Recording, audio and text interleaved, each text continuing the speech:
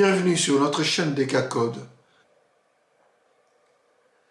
Installez-vous confortablement et profitez du spectacle. Et on se retrouve tout de suite après. Dans le cours d'aujourd'hui, nous allons apprendre à créer et à gérer une liste chaînée. Une liste chaînée est un ensemble de nœuds alloués dynamiquement, disposés de telle manière que chaque nœud contient une valeur et un pointeur. Le pointeur pointe toujours vers le membre suivant de la liste. Si le pointeur est nul, alors c'est le dernier nœud dans la liste. Donc, comme vous pouvez voir ici, j'ai déclaré une structure qui s'appelle list order, qui est en fait un nœud d'une liste chaînée, puisqu'il contient une valeur qui est order num et un pointeur qui est next. En fait, c'est un pointeur sur lui-même. Une liste chaînée, c'est toujours récursif. Ça veut dire que l'élément suivant doit être du même type que l'élément précédent. En d'autres termes, tous les membres de la liste chaînée sont forcément du même type. Donc, dans l'exemple que vous voyez ici à l'écran, vous voyez que j'ai 4 valeurs. Donc, la valeur 6000 et la valeur 6001, la valeur 6002, 6003. Et toutes ces valeurs sont liées, donc via la flèche rouge, vers le suivant. 6000 est loué vers 6001. Ça, c'est le chaînage qui est fait dynamiquement à mémoire. Et ensuite 6001 qui est lié à 6002, 6003. Et enfin, sur 6003, son next lui pointe sur nul. Alors que le next de 6000 pointe sur 6001, le next de 6001 pointe sur 6002, et le next de 6002 pointe sur 6003. Voilà, ça, vous avez vu une liste chaînée.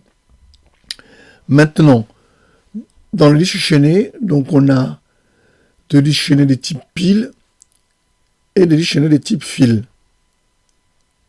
Mais ce que vous devez savoir, avant d'aller plus loin, c'est que les avantages d'une liste chaînée par rapport au tableau, c'est que les éléments peuvent être ajoutés ou retirés du milieu de la liste. C'est-à-dire dans un tableau, si vous retirez, vous ne pouvez pas ajouter ou retirer un élément en plein milieu du tableau. Vous allez être obligé, vous pouvez le faire, techniquement c'est possible. Il va falloir utiliser un tableau intermédiaire pour dire je crée un tableau intermédiaire qui va contenir tous les éléments en laissant un vide pour accueillir le nouvel élément. Vous voyez, la manipulation est beaucoup plus difficile. Et ce qui est en plus important pour un tableau, je parle d'un tableau statique, ce n'est pas un tableau qui est alloué par Malloc ou Calloc. Dans un tableau statique, on est obligé de définir une taille. Donc si je veux un élément de 10 éléments, je dois faire une déclaration de mon tableau de 10 éléments. Alors que dans les listes chaînées, j'alloue dynamiquement l'élément que je veux ajouter. Au milieu de la liste, entre deux listes, en fin de liste, je fais ce que je veux. Mais l'inconvénient d'une liste chaînée, c'est que je ne peux pas dire je veux prendre le 3e élément par exemple. Je suis obligé de balayer toute la liste et arriver au 3e élément pour dire voilà le 3e élément.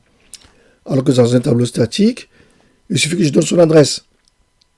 Donc si j'avais le 3e élément, je dirais adresse 2 du tableau 2. Donc là, il me donne le 3e élément. Donc j'accède directement à l'élément. C'est que je ne peux pas faire avec la liste chaînée.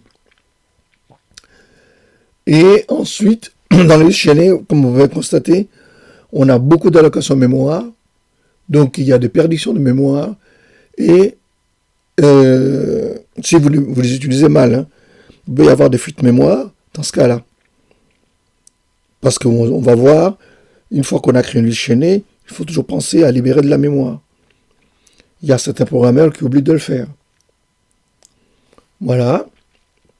Et l'autre inconvénient, c'est que il y a beaucoup plus de surcharge liée aux listes chaînées. Donc du coup, vous allez voir dans l'exemple qu'on va donner que la gestion de la mémoire, si vous ne maîtrisez pas très bien les sujets, peut être aléatoire. Donc, ça, il faut le savoir. Mais dans la vie pratique, quand c'est bien codé, les listes chaînées peuvent être pratiques. Dans les cas de gestion d'une liste ou d'une pile. Voilà.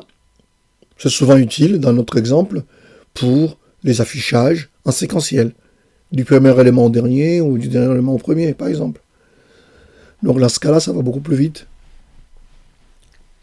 Et ça nous évite de réfléchir combien d'éléments je vais avoir. Donc je peux lire une table entière et la ramener en mémoire si j'ai la capacité mémoire qu'il faut. Alors, je vous ai parlé donc qu'il y avait de listes chaînées de type fil et de type pile. Pour la file, comme vous pouvez le savoir, vous pouvez voir, une fonction de type fil, ça veut dire quoi? Ça veut dire que le premier entrée, ça sera le premier sorti. Donc les éléments on les rentre dans ce sens-là, même si la flèche vous indique, ça c'est pour le chaînage, mais les éléments sont rentrés. Le premier élément reste le premier, le deuxième, le troisième, le quatrième. Et quand on va afficher du premier au dernier. D'où ce bout de code qui matérialise à peu près l'idée que j'ai. Donc le premier élément, la liste est vide au départ, hein. Donc je mets le premier élément, je mets le deuxième sur le next du deuxième, comme vous pouvez le voir ici. Le troisième élément sur le next du deuxième, et les quatre éléments sur le next du troisième élément. Et lors de l'affichage, je vais lister depuis le début et je parcours le next. Et voilà, et j'affiche du premier élément au dernier. D'accord? Ça, c'est une manière de le faire d'une manière linéaire. Mais quand on programme de liste chaînée, il faut penser itération. C'est-à-dire, soit dans une boucle, soit écrire une fonction qui va écrire le premier élément, ensuite qui va écrire le deuxième élément, le troisième, le quatrième, et si vous en avez 1000, vous ne pouvez pas faire ça. Ça, c'est linéaire. Il faut faire de l'itération. Donc, l'exemple, dans les cours d'aujourd'hui, on va voir comment on fait de l'itération pour créer une liste chaînée. Et ensuite, pour une liste chaînée de type pile, là, le principe est que le dernier élément entré est le premier à sortir. C'est ça une pile. Donc vous empilez vos assiettes. Hein. La première assiette, elle va forcément se retrouver en bas. La deuxième, la troisième, et la dernière assiette sera en haut. Et quand vous allez pouvoir rechercher vos assiettes, vous n'allez pas aller chercher cette assiette-là. Vous prendrez celle-là. Et bien c'est pareil pour une pile et pour les chaînes de type pile.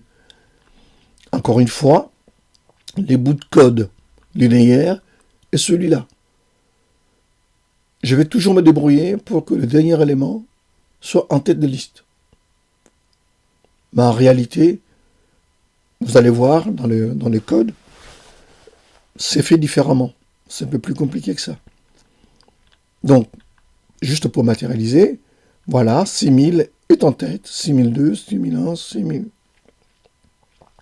Et quand je vais afficher, forcément 6003 sortira en tête.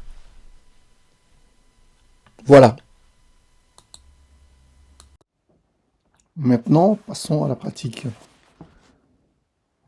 J'avais préparé donc le programme de programmation de liste chaînée. Pour ce faire, donc, on va trouver un fichier qui s'appelle global.h qui contient la définition de la structure de la liste chaînée elle-même. Un autre fichier qui s'appelle pushlinkedlist.c qui contient les modules qui vont permettre de gérer de liste chaînée de type fil. Un autre module qui s'appelle stack linked list.c qui va nous permettre de gérer de liste chaînée de type pile et tools.c qui contient deux modules communs à push linked et stack linked.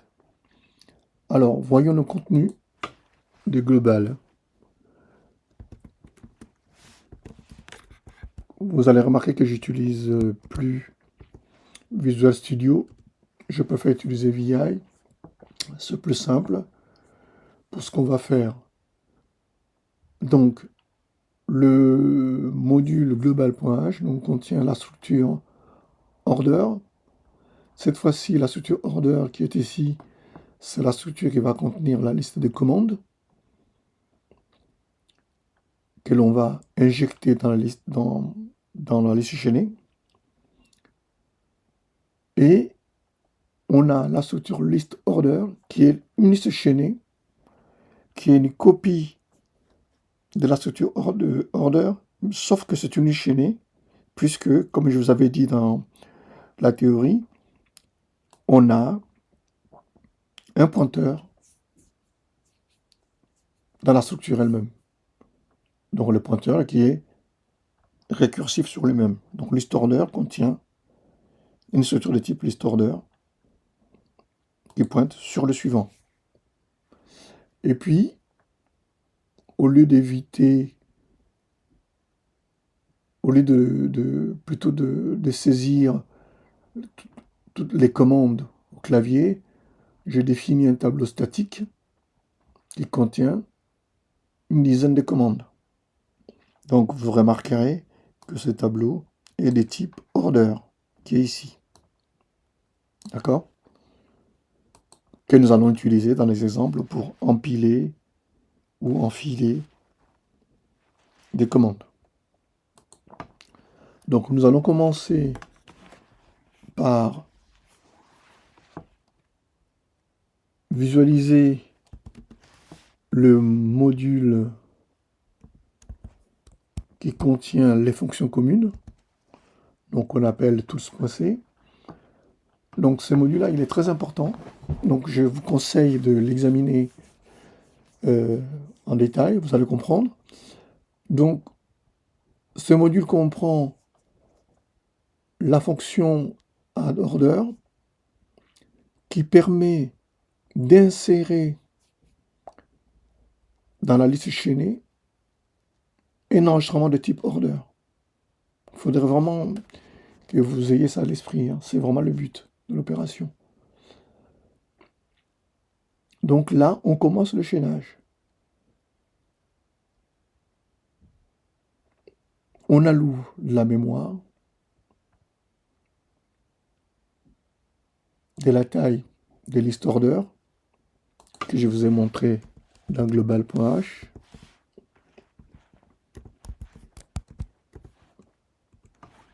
D'accord? Donc on alloue de la mémoire, de la taille de cet objet-là. D'accord? Et on prend l'enregistrement order, les éléments plutôt de l'enregistrement order, et on les affecte au premier élément, puisque ce n'est pas forcément la première fois, hein, c'est à chaque fois qu'on va créer un nœud, on va toujours passer par addOrder. Donc c'est une sorte de module d'initialisation en fait de nœud. Donc on affecte les valeurs qu'on a ici, order num, client num, item num, dans le nœud. Okay, j'aurais dû l'appeler addNode. Je vais l'appeler addOrder pour que ce soit bien compréhensible. C'est-à-dire on va ajouter une commande dans la liste chaînée. Ensuite, puisqu'on a alloué, on a une fonction qui s'appelle freeListOrder qui permet en fait de désallouer tout le nœud de la liste chaînée. Comme on peut voir, on va parcourir la liste chaînée du début et en parcourant next, next. Donc mettez-vous toujours en mémoire le schéma que je vous ai décrit en début. On va parcourir la liste du début jusqu'à la fin et on libère chaque partie de la zone mémoire. Voilà, donc ça, il y a l'initialisation de nœuds et la libération de toute la liste. Et quand on dit libération de la liste, c'est qu'on libère nœud par nœud. Donc là, je libère un nœud, puisque je vais parcourir la liste entière. Donc je vais libérer tous les nœuds de la liste. Et j'ai préparé une fonction qui permet en fait d'afficher le contenu d'une liste chaînée. Vous voyez, bon, là c'est le formatage, hein, c'est pour montrer l'entête et tout ça, bon c'est joli. Et ensuite, ce qui est important, c'est ça, c'est que je vais parcourir donc ma liste chaînée, toujours avec le même principe, du début, et on parcourt le next, et on affiche le contenu. Et puisqu'on a une liste chaînée, et que je vous avais dit en introduction que la liste chaînée a un comme inconvénient, c'est que pour trouver un élément dans la liste chaînée, il faut parcourir la liste chaînée en entier. Donc là, je vous montre une fonction qui s'appelle findListOrder, qui permet de trouver dans la liste chaînée un numéro de commande, order num. Et qu'est-ce qui va se passer? Eh bien, on va parcourir la liste chaînée jusqu'à la fin, jusqu'à ce qu'on trouve l'élément correspondant.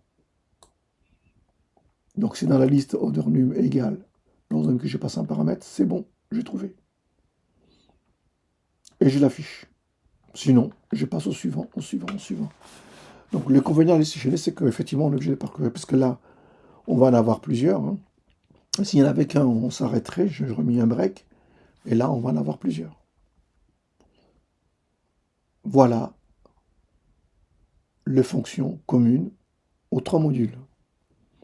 J'espère que vous avez bien compris. Hein. Donc, ce qui est important là-dedans, donc l'affichage, ça, c'est intuitif. Vous devez comprendre que pour mon parcours liste chaînée, toujours en démarrant de la tête de lecture, tant qu'on n'a pas trouvé nul, eh ben, on parcourt la liste en affectant le pointeur courant par son next. C'est comme ça qu'on arrive à lire le suivant, le suivant. Et pour créer un nœud d'une liste chaînée,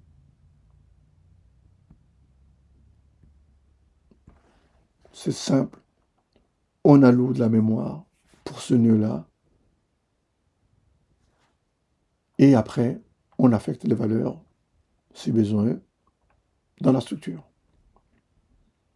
Donc là, vous comprenez mieux le schéma que je vous ai montré au début. Ok. Maintenant, pour illustrer en fait ce que je viens de dire, donc on va prendre le premier module, qui est en fait la gestion d'une file sous forme d'une liste chaînée. Et je vous rappelle le principe qui est le premier entrée, c'est le premier sorti. Et pour ce faire, on ne va pas s'occuper du main pour l'instant. On va regarder les fonctions locales qui sont utilisées pour gérer une file.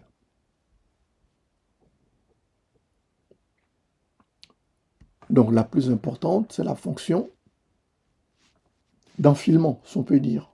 Donc d'insertion, en fait, d'un élément dans la file.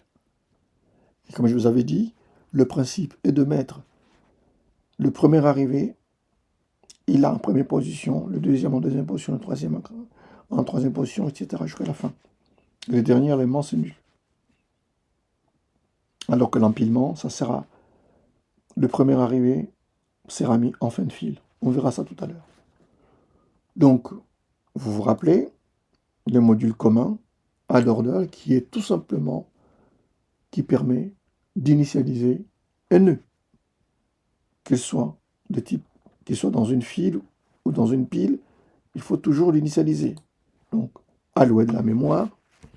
Je vous rappelle, hein, je reviens dessus. Add order, son principe c'est allouer de la mémoire pour la liste, affecter les valeurs dans la liste. D'accord?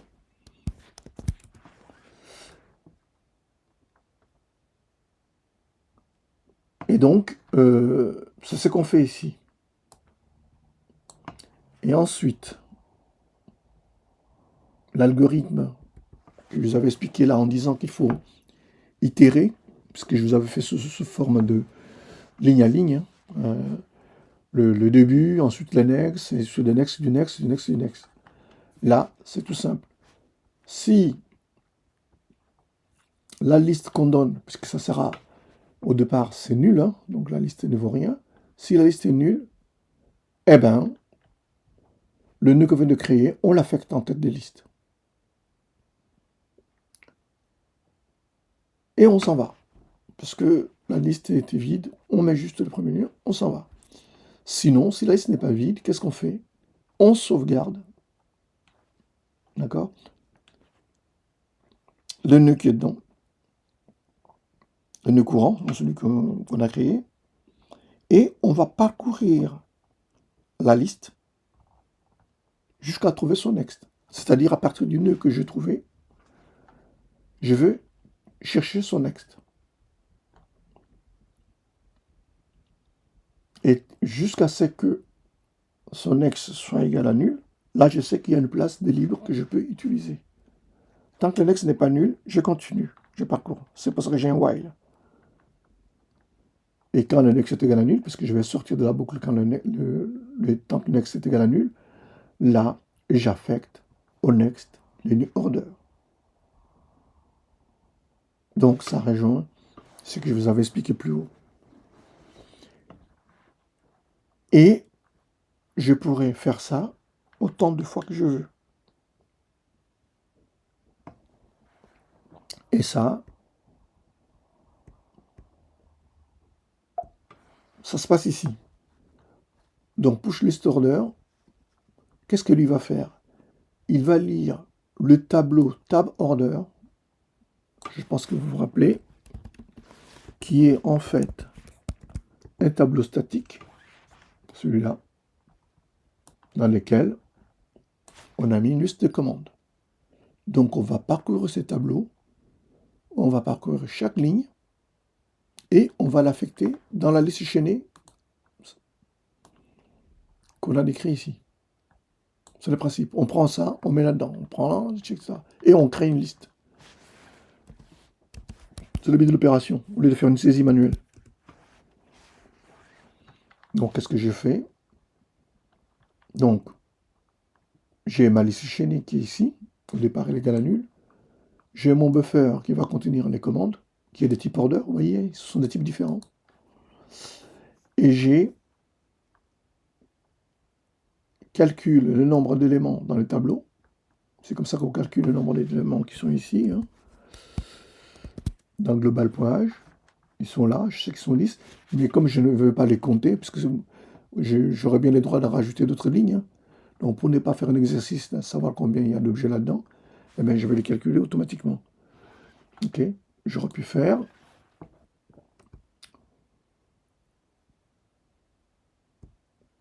ça marche aussi, hein.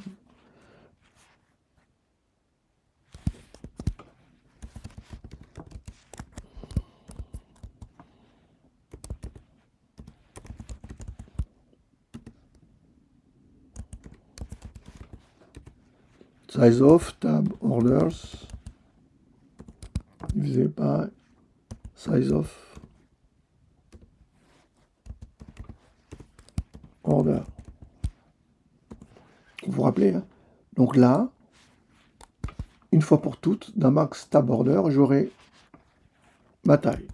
Donc à chaque fois que je vais ajouter un élément ici, hein, supposons, hein, je vais ajouter un élément ici.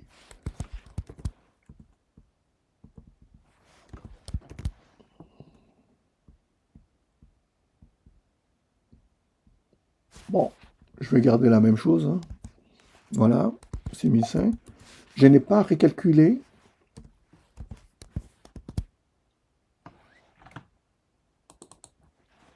le nombre d'éléments qu'il y a dans mon tableau. Donc, je peux tout à fait faire juste ça.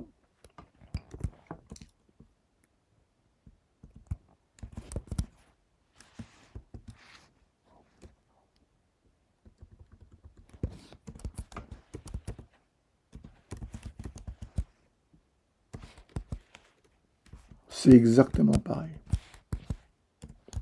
Ouais. Je vais juste vérifier. Ok, c'est ça.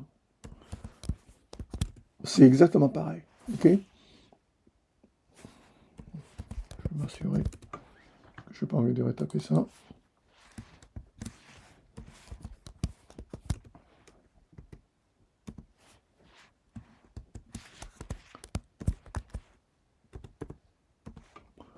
Order égale. Voilà. C'est équivalent. Ok. Donc je garde ça, juste pour vous montrer que ça fonctionne. Donc j'ai le nombre d'éléments. Et voilà, je vais parcourir donc cette liste-là, ces tableaux-là plutôt. Et à chaque fois, je prends un élément, sous forme de pointeur, hein, puisqu'il pointe sur la table tab order, et je les passe à push order, qu'on vient de voir ensemble. Donc push order, qu'est-ce qu'il va faire? Alors, vous avez bien compris, en fait, comme top, là, c'est de malloc, hein, comme top va être modifié, donc je passe par adresse. C'est pour ça que j'ai mis un double pointeur ici. Donc ceux qui ont vu le cours sur le pointeur, ils doivent comprendre. Donc comme je vais modifier l'adresse, parce que les malloc modifient physiquement l'adresse, je suis obligé de passer un double pointeur pour dire que je vais changer l'adresse de top list. Au début, ça va être, je sais pas moi, 1997, et la deuxième fois, ça va être 1999, etc., etc. Donc comme l'adresse va changer, je suis obligé de passer un double pointeur pour dire qu'on va modifier l'adresse du pointeur plutôt que l'objet lui-même. D'accord? C'est comme ça que ça fonctionne, le pointeur en C. Parce que si j'aurais mis un simple pointeur comme ça, eh ben, ça n'aurait pas modifié l'adresse du pointeur, ça aurait juste modifié top list et il aurait considéré juste le premier élément, ou l'élément courant, et non pas toute la liste. Voilà. Et donc, voilà, donc là, j'ai rempli donc ma file, elle est pleine, parce que je passe toujours par ce qui est important, c'est que c'est une file, hein. Je mets toujours en tête. Vous avez vu, hein, je parcours, j'arrive en fin. Quand c'est nul, ok, j'y rajoute l'élément. Donc j'ajoute toujours en fin. Voilà. Donc maintenant, on rentre dans les mails, que vous pouvez voir ici. Donc je déclare ma liste chaînée. Je mets un compteur et j'appelle tout simplement la fonction push list order, qui va consister tout simplement à remplir ma liste chaînée.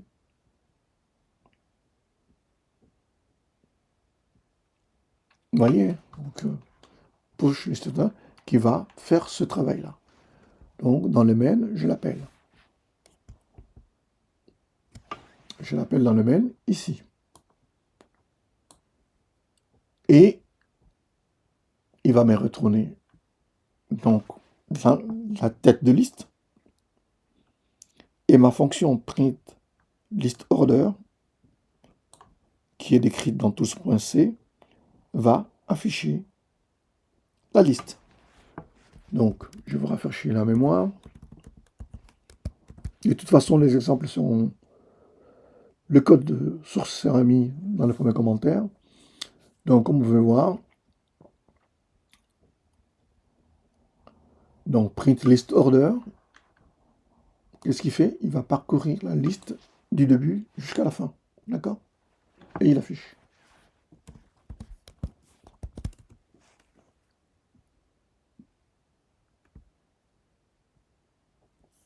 Voilà ce qu'il fait. Ça, c'est ce qu'il fait print list order. Il affiche toutes les commandes. Et ensuite, maintenant, on va faire un petit exercice qui va être, une fois qu'on aura affiché la liste des commandes, et on va rechercher, on va essayer d'afficher une commande juste une commande en particulier. Donc là, effectivement, on va faire une saisie au clavier pour pouvoir simuler en fait une recherche dans la liste, chaînée et non pas dans les tableaux. Et on va appeler la fonction findListOrder,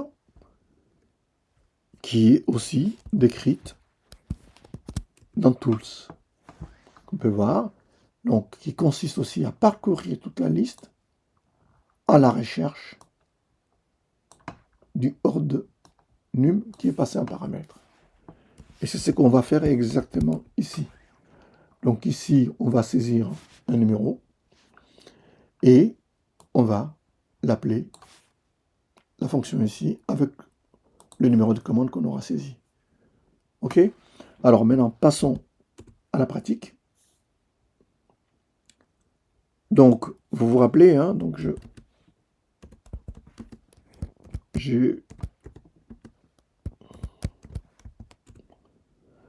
vous avez dit que on avait global.h qui était commun à ces deux-là et tools.h qui est aussi commun à ces deux-là. Donc, on compile.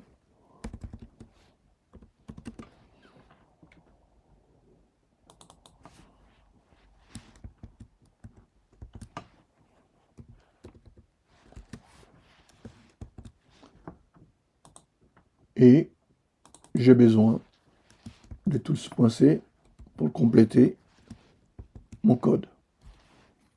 Parce qu'il y a des fonctions que je vais utiliser pour avoir un exécutable.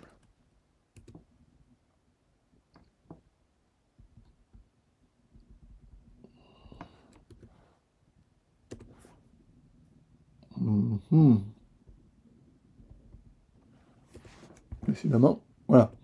Ok, donc j'ai compilé et je peux exécuter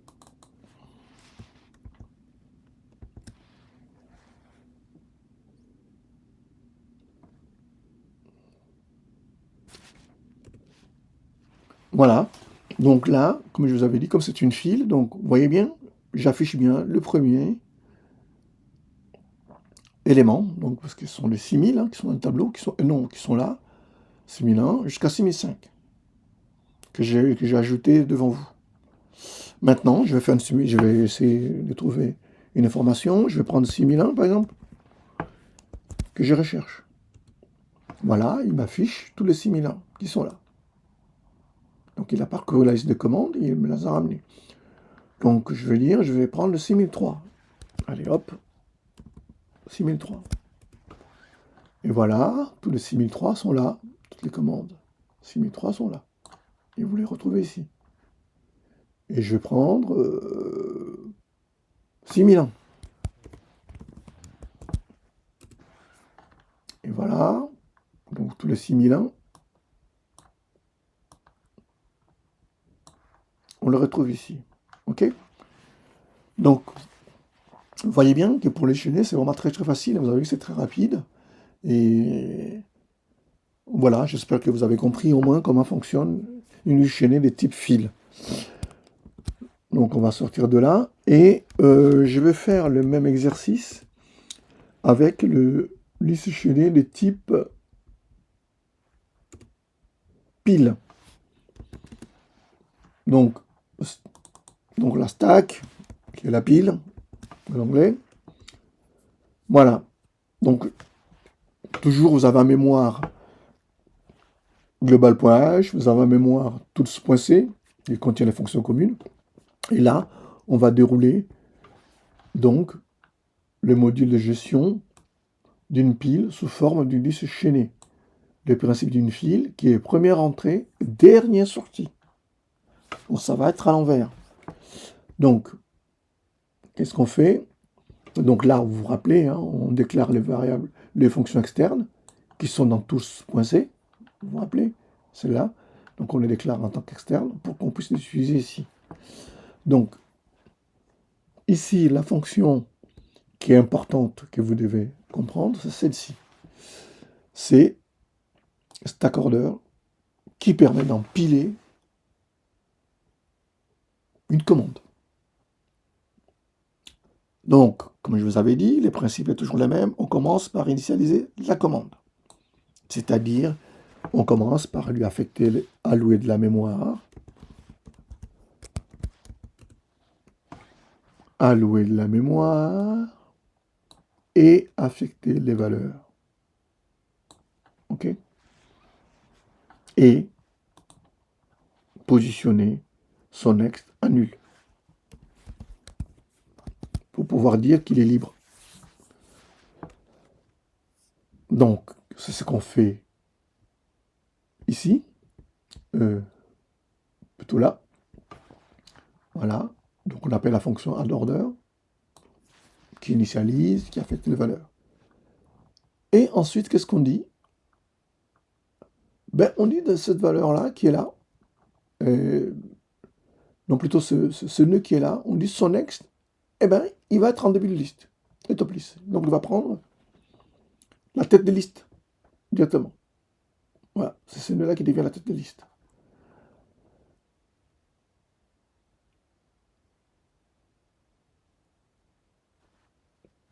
Plutôt le next, excusez-moi, vous avez bien compris. C'est-à-dire que le next du nœud qu'on vient de créer devient tête de liste. Donc on inverse la chose. Et on fait pointer les premiers nœuds sur le nouveau, celui qu'on vient de créer. Parce que la tête de liste, on l'a mis dans son next, donc elle vient derrière. Si vous voyez bien les dessins, il faut vous remettre le dessin. La liste, on l'a mis dans le next de l'autre. Et lui, le nouveau nœud, on lui dit maintenant, toi tu deviens tête de liste. Donc, si je schématise,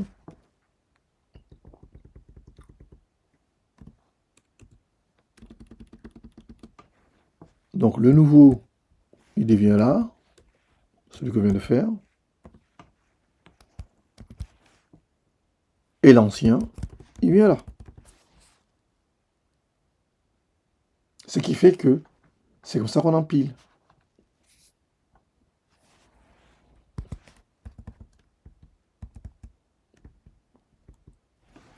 Ok? Vous verrez quand on va exécuter. Donc, du coup, on est en train de dire que celui qui vient d'arriver, donc le tout premier qui vient d'arriver, on le met en bas de la pile, tout en bas de la pile. Voilà. Et quand on va itérer, ça va toujours être le même algorithme. C'est-à-dire qu'on va empiler. Je vais donner l'exemple d'une assiette. Hein. La première assiette, elle est en bas, la deuxième, et la dernière assiette, c'est en haut de la pile. C'est exactement ce qu'on est en train de faire ici. Il faut bien comprendre. Tout se passe ici, en fait. Sur ces deux lignes. Or, le commentaire. Ça, c'est juste la création du nœud. Oublie ça. Mais toute l'astuce qui consiste à empiler est ici. Pointer la tête de liste sur le nouveau nœud et pointer le premier nœud sur le nouveau. On fait un swap. C'est ça qui est important. C'est ça que beaucoup ont du mal avec les listes chaînées. Qui sont empilées ou qui sont enfilées. C'est ça qu'il faut vraiment bien comprendre. Voilà.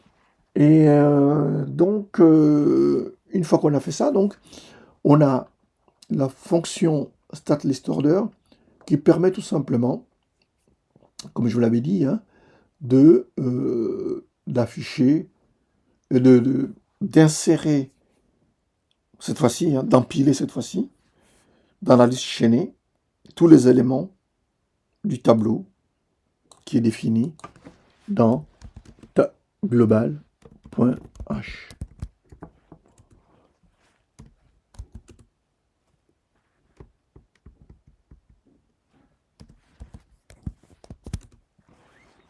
Donc, c'est prendre ces éléments-là et les mettre là-dedans.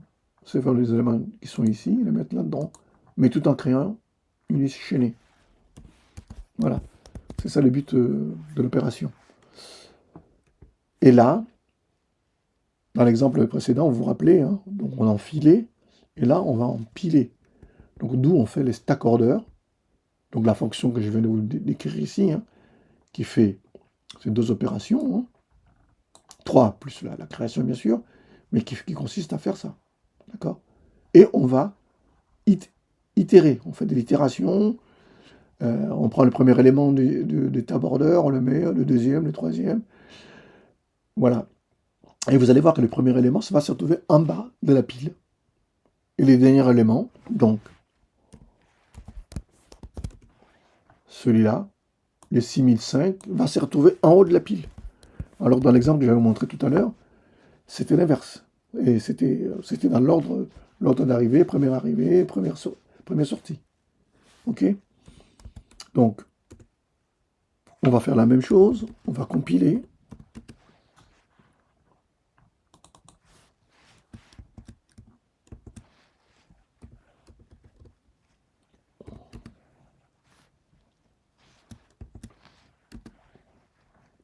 Et évidemment, j'ai besoin des tools.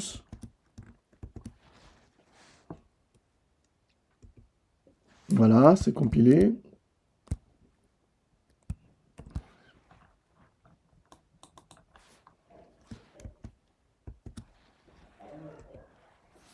Voilà, comme je vous avais dit. Donc, le dernier élément, 6005, s'est retrouvé en tête de liste. Le premier élément 6000 s'est retrouvé en fin de liste. Voilà, là, on a empilé. On a bien vraiment une assiette. La première assiette qui est bien là. Parce qu'on a 3 commandes, 6000. Elles sont toutes là, etc. Et puis on remonte. Mais là, sur le plan de la recherche d'un élément, ça revient au même. Donc là, je vais chercher l'élément 6004. Voilà, l'élément 6004 qui est là, je le trouve. Je vais chercher l'élément 6003. Je l'ai. 6001. Je l'ai aussi. Et enfin 6000. J'ai aussi. Donc vous voyez, j'ai bien mes 6000 qui sont là. J'ai mes 6001 qui sont là. Ok. Donc 6003, pareil. Si on remonte l'ascenseur.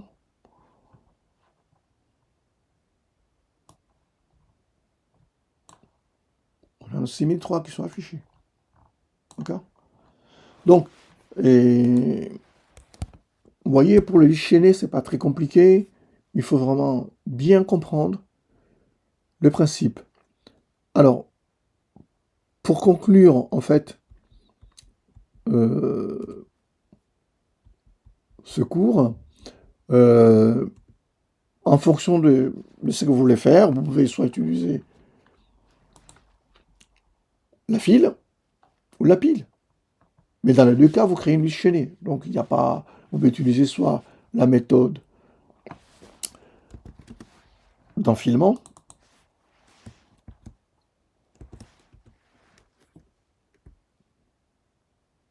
que je vais vous montrer ici.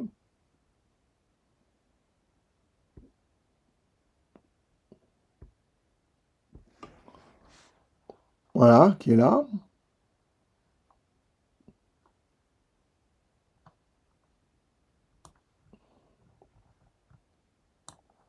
Soit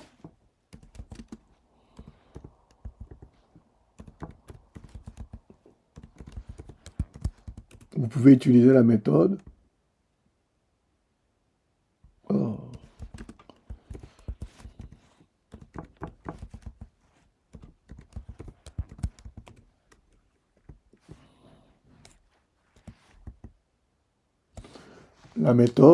d'empilement qui est là.